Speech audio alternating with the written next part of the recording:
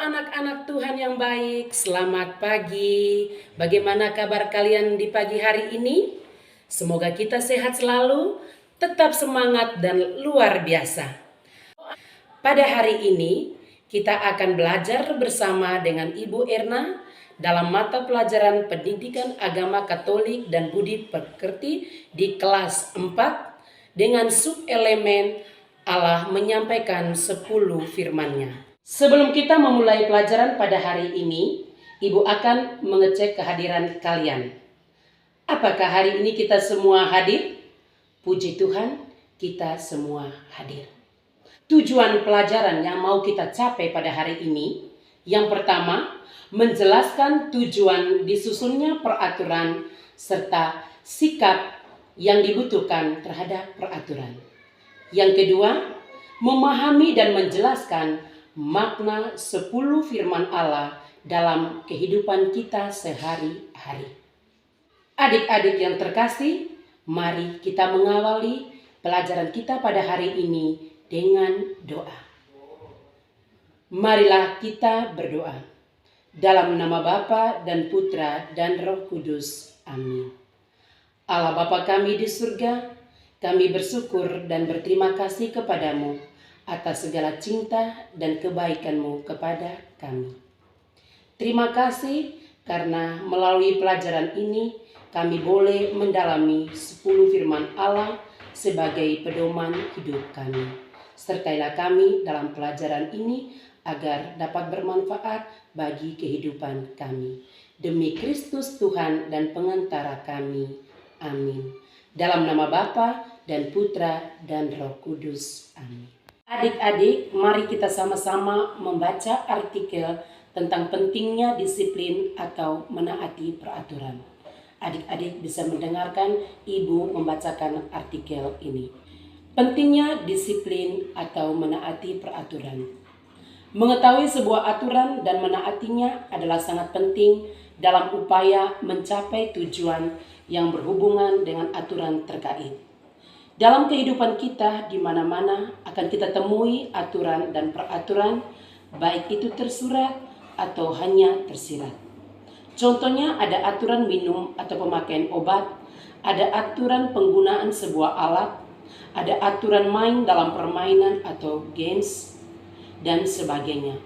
Sudah banyak kejadian-kejadian fatal yang bahkan sampai merenggut nyawa akibat orang melanggar aturan atau peraturan atau tidak disiplin. Contoh aturan lalu lintas pengendara, kendaraan bermotor wajib menggunakan helm. Bila kita tidak mengikuti aturan dengan benar, maka akan berakibat fatal untuk kita dan bahkan akan merenggut nyawa kita. Di sekolah juga ada peraturan yang harus kita taati. Seorang siswa dalam mengikuti kegiatan belajar di sekolah tidak akan lepas dari berbagai peraturan dan tata tertib yang diberlakukan di sekolahnya, dan setiap siswa dituntut untuk dapat berperilaku sesuai dengan aturan dan tata tertib yang berlaku di sekolahnya. Salah satunya adalah hadir di sekolah 10 menit lebih awal, berbahasa Indonesia di lingkungan sekolah, dan lain sebagainya. Adik-adik, setelah kita mendengarkan artikel tadi, mari kita sama-sama menjawab beberapa pertanyaan. Pertanyaan pertama, contoh aturan apa saja yang terdapat di dalam artikel tadi? Ada yang menjawab? Iya. Aturan yang ada di dalam artikel tadi adalah aturan minum obat, aturan lalu lintas, dan juga aturan yang ada di lingkungan sekolah. Pertanyaan kedua, apa tujuan dibuatnya aturan? Adik-adik, tujuan dibuatnya aturan adalah untuk mengatur kehidupan manusia supaya tetap aman, tentram, dan damai. Pertanyaan ketiga, dari artikel tadi, menurut kalian, apa pentingnya peraturan dan mengapa kita harus menaati peraturan? Mengapa kita harus menaati peraturan? Adik-adik, Peraturan itu sangat penting dalam kehidupan kita. Karena jika kita tidak menaati aturan, maka kita tidak dapat menjalani hidup ini dengan baik dan membuat orang lain tidak merasa nyaman. Adik-adik yang terkasih, perlu kita ketahui bahwa di dalam kehidupan kita, peraturan itu sangat penting untuk menjamin ketentraman dan kenyamanan hidup. Kita membayangkan jika di dalam hidup kita tidak ada aturan, kita akan hidup sesuka hati. Pasti kita akan datang ke sekolah sesuka hati, maka proses belajar mengajar tidak dapat berjalan dengan baik. Jika tidak ada peraturan lalu lintas, maka orang akan seenaknya saja di jalan raya. Orang bisa mencelakai orang lain dan tentunya sangat mengganggu ketentraman hidup bersama. Dan jika kita tidak minum obat secara rutin, maka penyakit yang kita derita tidak akan sembuh. Adikku, peraturan itu sangat penting bagi kehidupan kita sehari-hari, baik di rumah, di sekolah, di gereja, maupun di masyarakat. Adik yang terkasih, salah satu contoh bisa kita melihat di dalam gambar ini bagaimana orang melanggar peraturan lalu lintas. Di gambar pertama ini ada seorang anak tidak memakai helm dan dia bahkan menerobos lampu merah. Hal ini bahwa dia sudah melanggar aturan lalu lintas. Gambar yang kedua, akibat jika kita tidak menaati peraturan lalu lintas, maka akan terjadi tabrakan ataupun kecelakaan. Oleh karena itu, kita harus menaati peraturan lalu lintas.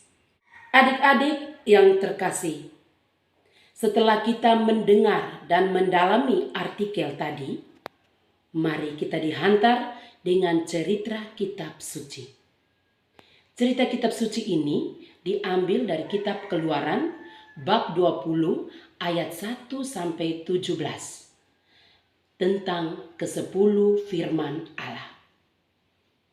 Mari kita semua di dalam hati kita masing-masing kita membaca teks kitab suci ini.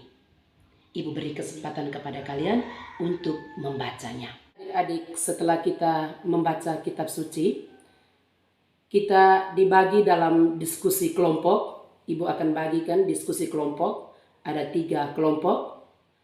Dan di dalam diskusi ini ada beberapa pertanyaan yang perlu kalian dalami.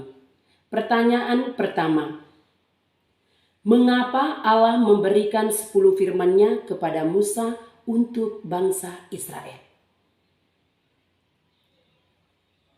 Mungkin ada kelompok yang mau menjawab. Dari kelompok 1 diberikan kesempatan.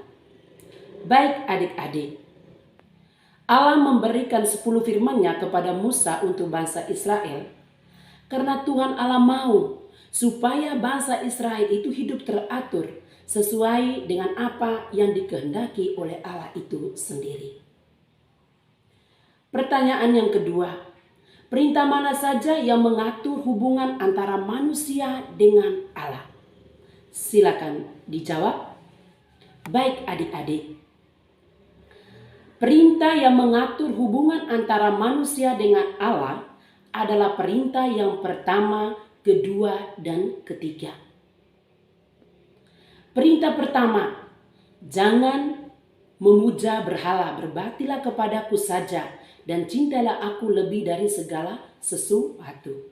Di situ Allah mau supaya hanya satu Allah saja yang kita sembah, tidak ada Allah lain.